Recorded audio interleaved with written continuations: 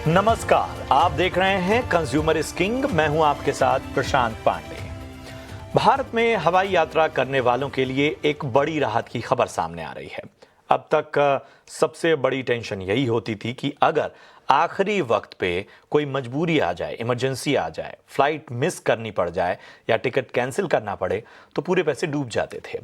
अभी के नियम के मुताबिक फ्लाइट से 3 घंटे पहले टिकट कैंसिल करने पर यात्री को नो शो मान लिया जाता है और पूरा किराया काट लिया जाता है। लेकिन अब ये पूरा सिस्टम बदलने जा रहा है।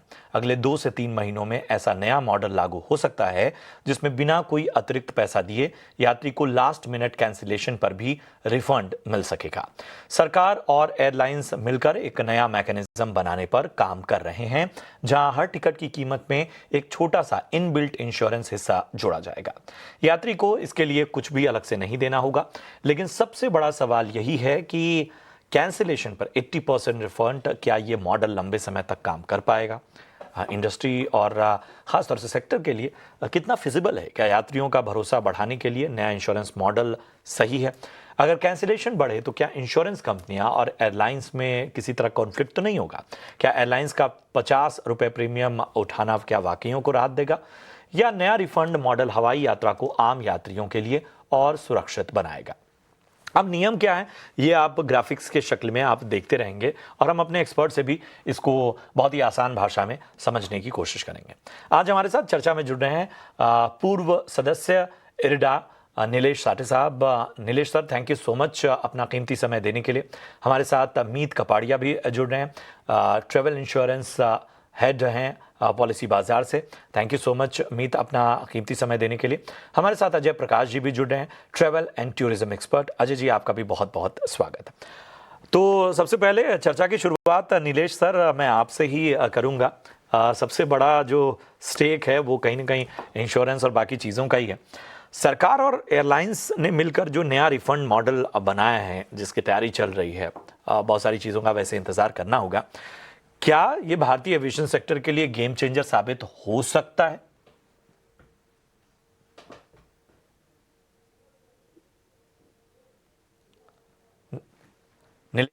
अब मेरा सवाल आपसे नहीं, था। बेसिकली एविएशन सेक्टर जो है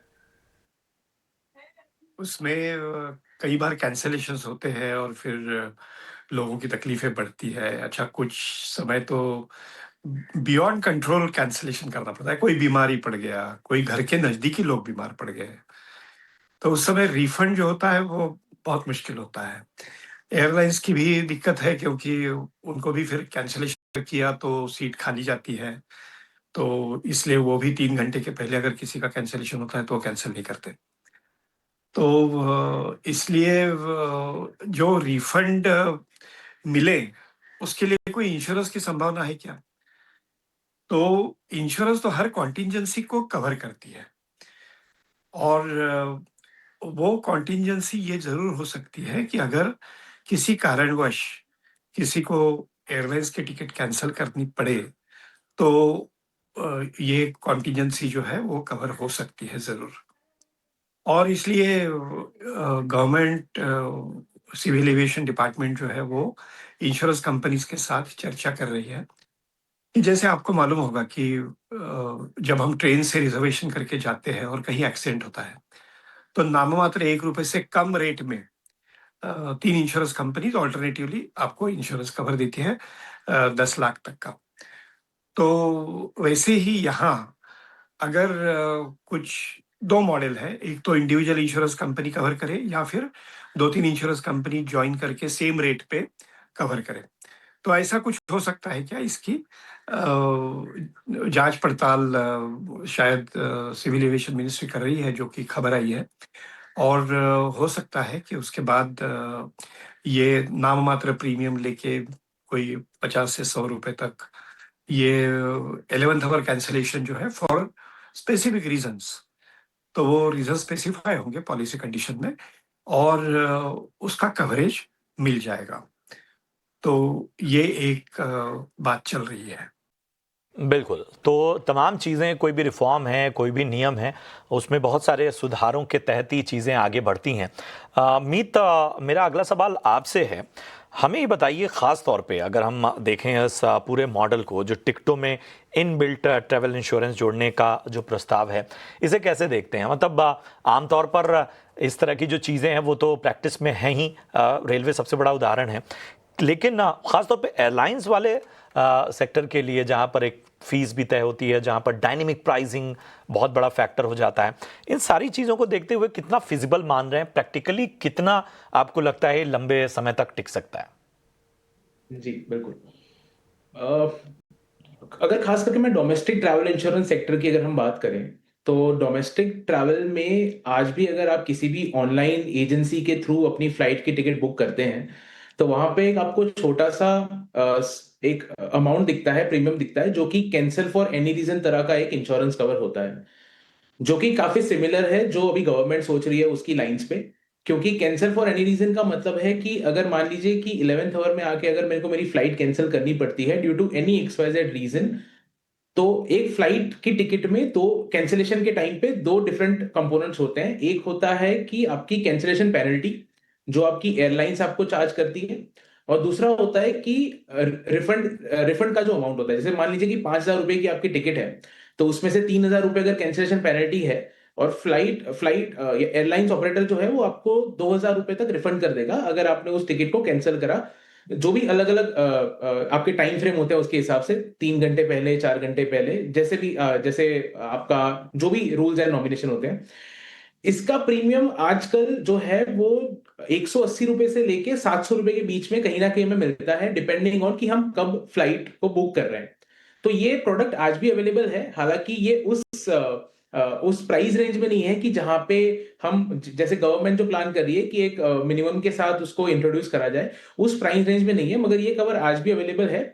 ये इस कवर का जो फ़ायदा है वो ये रहता है कि आप एकदम एंड मोमेंट पे अगर कोई मेडिकल इमरजेंसी हो गई या किसी भी कारणवश अगर आप वो फ्लाइट नहीं ले पा रहे हैं, तो जब आप कैंसल के लिए अप्लाई करेंगे तो उसमें जो आपका कैंसलेशन पेनल्टी होती है, उतना अमाउंट जो है वो आपसे, क्योंकि एयरलाइन चार्ज करेगी, वो आपकी जो इंश्योरेंस कंपनी है वो आपको रिफंड कर देगी।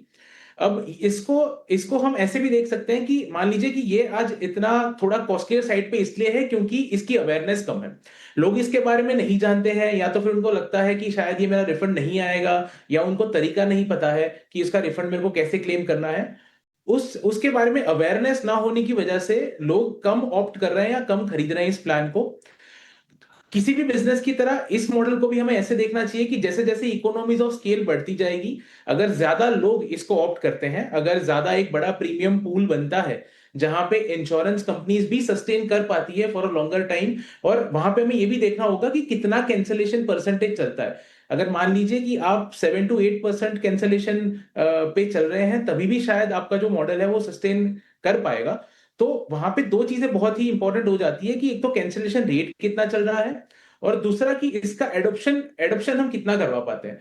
तो अगर इकोनॉमीज़ ऑफ स्केल का अगर एक एंगल इसमें बन जाए, तो ये बिल्कुल ही बहुत ही फ़ायदा कारक स्कीम होगी सारे ट्रैवलर्स के लिए, और काफ़ी बेहतरीन सॉल्यूशन भी होगा कि अगर हमें कोई टेंशन नहीं रहेगी कि अगर हम लास्ट टाइम तक भी अपनी अगर यात्रा को रद्द करना चाहते हैं, तो वो हम बेझिझक कर पाएँगे।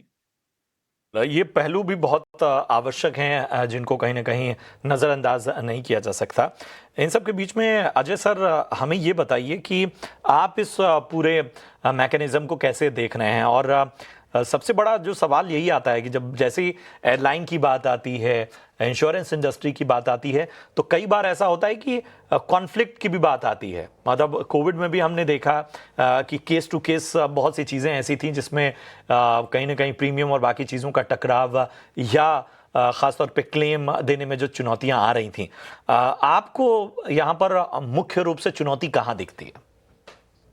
देखिए ये बहुत अगर ये हो जाता है तो ये बहुत बहुत ही बड़ा कदम होगा सरकार की तरफ से, क्योंकि कोविड में हम लोगों ने देखा कि रिफंड्स जो है कई मर्तबा एयरलाइंस ने नहीं दिए, कुछ ओटीएस ने नहीं दिए, तो ये बड़ा प्रॉब्लम रहा है। अगर आपने ध्यान दिया हो, एक रिसेंटली सीएआर निकाला है डीजीसीए ने, जिसमें कि वापस स्पेल आउट किया है रिफंड रूल्स, जिसमें ये कहा है कि 21 दिन के अंदर अंदर हो जाना चाहिए, अगर क्रेडिट कार्ड से किया है, अगर कैश किया है तो उस तरह। तो ये एक डिमांड जो थी, काफी पुरानी डिमांड। मैं अभी सितंबर तक टैफी का प्रेसिडेंट था, तो travel agents federation of India ने ये कई मर्तबा सरकार से ये अपील की थी कि जितने भी टिकट इशू होते हैं हिंदुस्तान में, उनके ऊपर एक छोटा प्रीमियम होना चाहिए इंश्योरेंस का। और वो किस चीज के लिए था?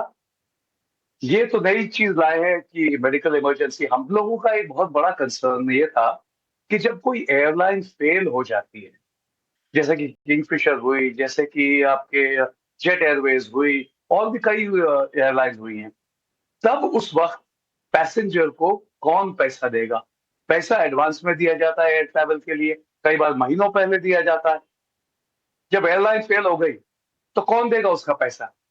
पैसेंजर बोलता है एजेंट से मैंने आपको पैसा दिया है, एजेंट ने पैसा दे दिया एयरलाइन को, एयरलाइन हो गई बैंकरप्ट। तो ये चीज हम लोगों ने बहुत पहले से डिमांड कर रहे हैं दैट एवरी टिकट जो इशू होता है हिंदुस्तान में, और अगर आप देखें हर महीने डोमेस्टिक ट्रैवल सिर्फ 1.25 करोड़ के ऊपर लोग ट्रैवल करते हैं। Now that is a big number. अगर हर टिकट पे आप 10, 15, 20 रुपए का भी अगर प्रीमियम लगाएं, एवरीबॉडी कैन बी कवर्ड। तो ये चीज जो आइडिया है बहुत अच्छा है। अब देखा जाएगा कि ये इम्प्लीमेंट किस तरह होता है। इंश्योरेंस कंपनीज अपना रिस्क और रिवॉर्ड असेस करेंगी, but airlines should not have any objection to this. इसके साथ जुड़ा हुआ एक और मुद्दा है जो कि डीजीसीए। आज प्रॉब्लम क्या है? प्रॉब्लम यह है कि DGCA does not look at the business of civil aviation. हम लोगों को एक इंडिपेंडेंट एविएशन अथॉरिटी चाहिए, like the civil aviation authority या फेडरल एविएशन अथॉरिटी जैसी अमेरिका में है, जो कि देखेगी कि कंज्यूमर और एयरलाइन के बीच में जो बिजनेस हो रहा है वो किस तरीके से हो रहा है, उसके क्या कायदे कानून है, उसके क्या रूल्स हैं, उसके क्या नॉर्म्स हैं। फर्ज कीजिए आज की तारीख में क्या हो रहा है, कई फॉरेन एयरलाइंस ने ये बोल दिया है कि अगर आपने टिकट कैंसिल किया है, 3 दिन पहले आपने कैंसिल किया है या उस दिन जब भी कैंसिल किया है, आपको उस टिकट को उस फ्लाइट के उड़ने से पहले रिफंड करना है। ये नामुमकिन है। रात को 3 बजे की फ्लाइट है, दोपहर में अगर किसी ने शाम को फोन किया, ऑफिस बंद हो गए एजेंसी के, how will he do the refund? So there are all these issues, but civil aviation is booming. तो उसके साथ साथ जो नए रूल्स एंड रेगुलेशंस हैं, उनको भी कीप अप करना पड़ेगा विद द चेंजिंग सिनारियो।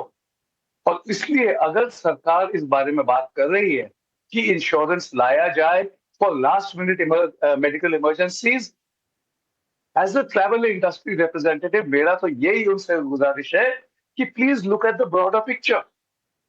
और कई मुद्दे हैं जहां की insurance is necessary. So let us hope कि सरकार is serious about this and एक प्रॉपर सिविल एविएशन अथॉरिटी बने जो कि इन चीजों पर कि how is the business of civil aviation conducted in this country, उस पर भी ध्यान दें। रिकमेंडेशन सर, और मेरे ख्याल से बड़ा इंपॉर्टेंट आपने पहलू उठाया है कि वाकई जिस तरह से जब चैलेंजेस आते हैं, क्लेम्स की बात आती है, रिफंड की बात आती है, बहुत सारे और चैलेंजेस आते हैं, तो तमाम स्टेक होल्डर्स हम यही देखते हैं कि वो टालते हैं कि भाई ये हमारे दायरे में नहीं है, हम इसे नहीं देख सकते, और फिर वो एक लंबी यात्रा हो जाती है और ढाक के 3 पात फिर इस तरह के सोल्यूशंस की आवश्यकता पड़ती है। साटे सर, हमें ये बताइए कि एयरलाइंस और बीमा कंपनी, मतलब ये दो इंपॉर्टेंट अभी स्टेक होल्डर इस पूरे खास तौर पे अगर हम देखें बदलाव के रिफॉर्म के, तो बहुत इंपॉर्टेंट है। अब इनके बीच प्रीमियम स्ट्रक्चर तय करने का मैकेनिज्म क्या होगा, मतलब क्या वो अपनाया जाता है? और जाहिर सी बात है कि जब कोई चीज़ ग्राहकों को फायदा करने के लिए पास ऑन होने की बात आती है तो बार बार ये दलील दी जाती है कि भाई कोई एक पक्ष ये बार बार कहता है कि भाई हम पे दबाव बढ़ेगा, चाहे वो बीमा कंपनी हो चाहे एयरलाइन कंपनियां हो, तो फिर इसको कैसे देखा जाए? इसके लिए ना पुराना डेटा जो होता है, जिसे हम पास्ट एक्सपीरियंस कहते हैं, वो बहुत महत्वपूर्ण होता है। और इंश्योरेंस कंपनीज के पास ये पास्ट एक्सपीरियंस है। भले ही वो रिफंड न दे, मगर कितने लोगों ने अप्रोच किया, 11th आवर पे कौन सा रीजन देके, ये डेटा जो है ना, ये बहुत अहम साबित होगा इंश्योरेंस कंपनीज को प्रीमियम डिसाइड करने में। अगर समझो ऐसा लगता है कि 1% जो लोग हैं वो ऐसी स्थिति में प्रीमियम कैंसिल कर रहे हैं। ऐसी स्थिति का मतलब जो कंडीशंस में कवरेज दिया हुआ है। ऐसा नहीं कि भाई नहीं नहीं मुझे जाना नहीं है यार, बोर हो गई इसलिए मैं कैंसिल करा, ये वजह नहीं हो सकती है। घर में कोई आपत्ति हो गई, कहीं डेथ हो गई किसी की, या कोई हॉस्पिटलाइजेशन हो गया, या खुद को शरीर की बीमारी हो गई, तो ये टर्म्स कवर होंगे। तो अगर ऐसे होता है तो उस स्थिति में कितनी रकम देनी पड़ेगी, तो उसका प्रीमियम कितना चार्ज करना चाहिए, ये तय होगा। और इसमें ना ये ग्रुप इंश्योरेंस के तहत आता है, तो इसको ग्रुप ट्रैवल इंश्योरेंस कह सकते हैं। जैसे मैंने कहा कि रेलवे का जो इंश्योरेंस है एक्सीडेंट का, वो भी ग्रुप का इंश्योरेंस है, इंडिविजुअल नहीं है। तो उसमें जो प्रीमियम तय होगा वो सारे जो पैसेंजर्स हैं उनसे अपफ्रंट रिकवर किया जाएगा। जैसे आप टिकट बुक कर रहे हो उसी में ये 50 रुपए 25 रुपए जो कुछ तय होगा वो रिकवर होगा। और इसका एक ग्रुप इंश्योरेंस में एक एक्सपीरियंशियल रेटिंग एडजस्टमेंट करके एक प्रिंसिपल होता है। तो उसमें ये प्रावधान होगा कि 3 साल में कितने क्लेम दिए और कितना प्रीमियम आया, इसका हिसाब जोड़ दिया जाएगा। और समझो क्लेम ज्यादा दिए हैं, 25% से ज्यादा क्लेम हुए हैं या 30% से ज्यादा क्लेम हुए हैं, तो उसके आगे प्रीमियम बढ़ाने की प्रोविजन रहती है। उसी प्रकार से अगर 75% से नीचे क्लेम आए हैं तो उसमें भी ये प्रोविजन होती है कि प्रीमियम घटा दिया जाए। तो ये तो सबके लिए बेहतर है। और इंश्योरेंस और क्या है कि एयरलाइंस के पीछे जो ये काम है, फिर लोगों की भी दिक्कत आती है। वो कहते हैं कि भाई मैंने 2 टिकट बुक किए थे, एक ये एयरलाइंस का और वो दूसरे एयरलाइंस का, उसने मुझे पूरा रिफंड दिया, आपने नहीं दिया। तो ये सारी झंझटें खत्म हो जाएगी। तो ये एक बहुत बड़ा फायदा होगा। और सिविल एविएशन मिनिस्ट्री ने अगर ये इंश्योरेंस कंपनीज के साथ ये तय किया तो प्रीमियम की रिकवरी भी आसान होगी और सबके लिए ये कन्वीनियंट होगा। हम हर बार कहते हैं कि जो जनरल इंश्योरेंस का जो प्रिंसिपल है कि भले ही आपको क्लेम करने की जरूरत न पड़े, मगर ऐसा कोई बंदा है कि जिसके ऊपर ये आपत्ति आई है और उसको इंश्योरेंस कंपनी ने बोलो या एयरलाइंस ने पैसे दिए हो, तो उसके लिए तो ये बड़ी राहत है। तो आपने उसके लिए सब्सक्राइब किया है, यानी बिना बताए आपने उसको दान दिया है, ये कह सकते हो। तो इसी प्रिंसिपल पे ये भी प्लान इंश्योरेंस का जो है वो आगे चल सकता है, बशर्ते कि प्रीमियम जो है वो सही रूप से पास्ट एक्सपीरियंस को देखते हुए तय किया जाए और same premium for all insurance companies together. हो सकता है कि ये रिस्क बहुत ज्यादा होगी तो एक इंश्योरेंस कंपनी ले नहीं पाएगी, तो कंसोर्शियम बना के 2 3 4 इंश्योरेंस कंपनीज को मिला के इसी प्रीमियम पे वो कवर कर सकते हैं। तो this is one model which can be implemented, जो कि पैसेंजर्स के लिए बहुत फायदेमंद साबित हो सकता है।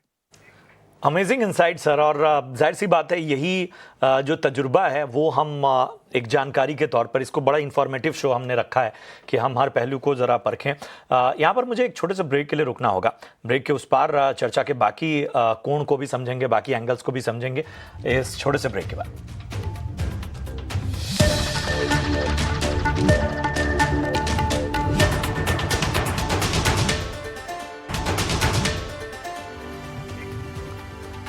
स्वागत है आपका ब्रेक के बाद।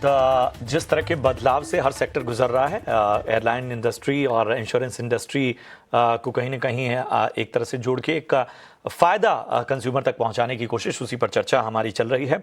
और इन सब के बीच में मीत हमें ये बताइए कि एयरलाइंस और इंश्योरेंस कंपनियां जो हैं उनके बीच सबसे बड़ा कॉन्फ्लिक्ट तो यही है कि इनमें लागत कैसे बांटी जाएगी, कौन सा पक्ष ज़्यादा रिस्क उठाएगा, ये भी सब सवाल है। देखिए, बेसिकली एयरलाइंस के लिए ये भी जरूरी है कि उन्हें ये आइडेंटिफाई करना चाहिए कि कौन से रूट्स पे उनके ज्यादा बुकिंग्स वगैरह होती है, जहां से ये पता चल पाए कि कहाँ पे वो कम नुकसान उठाएंगे अगर कैंसिलेशंस आ भी जाते हैं आते हैं तो। जैसे कि कोई कुछ बिजी रूट्स की अगर हम बात करें, दिल्ली मुंबई हो गया, दिल्ली अहमदाबाद हो गया, मुंबई अहमदाबाद हो गया, कोलकाता कोलकाता या दिल्ली हो गया, इन रूट्स के ऊपर हमेशा आपकी जो एयरलाइंस होती है वो 80-90% पैक्ड ही रहती है।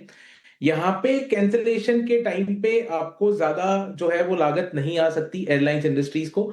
मगर जो कुछ रिमोट रूट्स हैं, कुछ कनेक्टिविटी सेंसिटिव रूट्स है जहां पे कम बुकिंग्स वगैरह होती हैं या फिर फ्लाइट्स उतनी हैवी नहीं ट्रैवल कर रही है, वहां पे जो है वो एयरलाइंस कंपनियों को जो है वो ज्यादा नुकसान पड़ता है अगर एंड मोमेंट पे कैंसिलेशन हो जाती है और फिर ज्यादा डिमांड उसकी at the on the spot generate नहीं हो पाती है वैसे करके। तो वहां पे वो एक फैक्टर जरूर रहेगा कि एयरलाइंस बिल्कुल ये देखना चाहेगी कि कौन से रूट्स हैं जहां पे उनको कम लॉसेस उठाने पड़ रहे हैं और कौन से रूट्स हैं जहां पे उनको हैवी लॉसेस वगैरह उठाने पड़ रहे हैं। वो एक मेरे हिसाब से बहुत ही इंपॉर्टेंट फैक्टर होगा जब ये डिसाइड करा जाएगा कि आपका कौन ज्यादा लागत जो है वो उठाएगा। सेम ही है अगर हम इंश्योरेंस कंपनीज के बारे में बात करें। आजकल जो प्राइसिंग वगैरह चल रही है, जो प्रोडक्ट मैंने आपको पहले बताया कैंसर फॉर एनी रीजन करके, उसकी भी जो प्राइसेस हैं वो काफी सेगमेंट सेंसिटिव होती है, कुछ रूट्स के लिए अलग होती है। उस पे इसका भी इंपैक्ट होता है कि आप कितने दिनों पहले अपनी फ्लाइट को बुक कर रहे हैं, उसके हिसाब से जो है वो आपका प्रीमियम जो है वो ऊपर नीचे होता है, क्योंकि आपकी कैंसिलेशन की प्रोबेबिलिटी का एक अंदाजा जो है वो उससे लगाया जा रहा है कि आप कितनी रिसेंसी में बुक कर रहे हैं। अगर मान लीजिए कि मैं 48 घंटों में टिकट बुक कर रहा हूं तो प्रोबेबिलिटी बहुत ज्यादा है कि मैं ट्रैवल करूंगा, कंपेयर टू कि अगर मैं 7-8 दिन पहले बुक कर रहा हूं तो उसमें भी आपका प्रीमियम में फर्क हो सकता है। अब ये देखना थोड़ा इंटरेस्टिंग रहेगा कि क्या सरकार इन पहलुओं को भी ध्यान में रख के do they want to come to a conclusion जहां पे कि हाँ एक प्रीमियम डिसाइड करा जाए कि आप कितने दिन पहले बुक कर रहे हो तो आपका प्रीमियम अलग होगा, या फिर वो सेम ही रेट्स पे करा जाएगा। सही ये कहा। एक्चुअली ये और सारी मेरे चीजें ख्याल जो से ये वक्त के साथ मतलब बड़े फिल्टर्स और बदलावों के तहत भी गुजरने वाला है ये पूरा बदलाव। अजय सर, खास तौर पे बीमा और बाकी ट्रैवल टूरिज्म सेक्टर में जब इस तरह के क्लेम की बात आती है तो ये भी होता है कि बहुत फिल्टर भी लगा देती हैं कंपनियां। एक और चिंता फर्जी क्लेम्स की भी बढ़ेगी ही। मतलब अब इसमें देखना होगा कि क्या क्या चीज़ें सामने आती हैं। आपको लगता है ये कंसर्न बना रहेगा और हो सकता है कि बहुत ज़्यादा फिल्टर्स का भी सामना करना पड़े कंज्यूमर को? फिल्टर्स तो होंगे ही, कुछ कंडीशंस होंगी ही, क्योंकि ब्लैंकेट तो ये नहीं हो सकता कि आप चाहे जब, जैसा कि साठे साहब ने कहा कि मैं बोर हो गया नहीं जाना चाहता, तो वो तो कोई कारण नहीं हो सकता जिसमें कि आपको मिले। पर जैसा कि मीत ने अभी कहा, बड़ा इंटरेस्टिंग चीज है, बिकॉज इसके लिए आपको कॉम्प्लेक्स एल्गोरिथम्स की जरूरत पड़ेगी, जिसमें कि आप डिसाइड करें कि कितने पहले बुकिंग हुआ, क्या प्रोबेबिलिटी है ऑफ कैंसिलेशन, क्या प्रीमियम होना चाहिए। बट सरकारी लेवल पर इस चीज को मॉनिटर या इस चीज को फिल्टर या इस चीज को समझने के लिए आज की तारीख में कोई मैकेनिज्म नहीं है। तो आखिर इसको कौन तय करेगा कि what is just, what is fair, what is reasonable? I come back to this कि एक इंडिपेंडेंट सिविल एविएशन अथॉरिटी की बहुत बड़ी जरूरत है हिंदुस्तान में। अभी जो सीएआर इशू किया है डीजीसीए ने रिगार्डिंग रिफंड्स, उसमें एक बड़ी अजीब सी चीज कही है इन्होंने कहा है कि इंडियन एयरलाइंस जो भी हैं, हिंदुस्तान की एयरलाइंस, वो ये रूल्स फॉलो करेंगी कि साहब आप 7 दिन में या 21 दिन में या जो भी है आप करेंगे। फॉरेन एयरलाइंस जो कि हिंदुस्तान में ऑपरेट कर रही हैं, they will follow the regulations of their country of origin. Why? They are operating in India. Even IATA जो कि 250 एयरलाइंस को रिप्रेजेंट करता है और अपने उसने पूरे एक रेजोल्यूशंस बना रखे हैं कि किस तरीके से किया जाएगा सिविल एविएशन, वो भी कहता है कि आयाटा रेजोल्यूशंस बाद में आते हैं, लोकल लॉ टेक्स प्रेसिडेंस। पर अब ये किसको समझाया जाए, क्योंकि डीजीसीए तो has abdicated all responsibility for the business of civil aviation. तो कई चीजें हैं यहां पर, बट ये बात आपने at the सही same कही कि time, I would say this शायद is a कई very पहलुओं पे positive ना step. ये जो चुनौतियां हैं, इन रोड ब्लॉक्स को भी कहीं ना कहीं हटाना होगा, और सबसे इम्पॉर्टेंट चीज़ की एक इंडिपेंडेंट मैकेनिज्म तो चाहिए, एक निगरानी, या सबसे बड़ी बात कि आपके ग्रीवांस की जो सुनवाई है, बाकी सब चीज़ें हैं, उसके लिए क्या चीज़ें होंगी। अच्छी चर्चा रही। आई एम श्योर कि हमने हर पहलू को टच किया। Thank you so much Ajay sir, thank you so much Sathe sir. नीत, आपका भी बहुत बहुत धन्यवाद इस चर्चा में जुड़ने के लिए और तमाम विश्लेषण करने के लिए। उम्मीद करते हैं कि जो हमने कोशिश की एक जानकारी के स्तर पर एक इन्फॉर्मेटिव शो आपके सामने लाने की, उसमें हम कामयाब ही हों। कोई सुझाव हो तो आप ज़रूर कमेंट बॉक्स में बताइए, कोई सवाल रह गया हो तो भी आप पूछ सकते हैं। हमें दीजिए फिलहाल इजाज़त। आप देखते रहिए ET नाउ स्वदेश। नमस्कार।